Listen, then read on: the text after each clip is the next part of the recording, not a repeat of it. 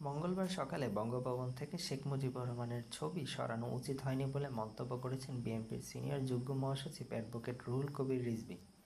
সকালের বক্তব্যের জন্য দুপুরে দুঃখ প্রকাশ করে বিবৃতি দিয়েছেন তিনি।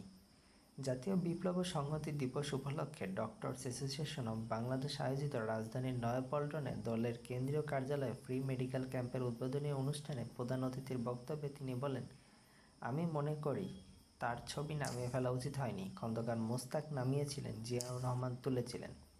৭৫-এর ১৫ আগস্টের পর খন্দকার মোশতাক শেখ মুজিবের ছবি নামিয়ে দিল।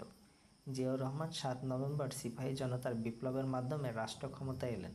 জিয়াউর রহমান কিন্তু বঙ্গভবনে শেখ মুজিবের ছবি ফিরিয়ে আনেন।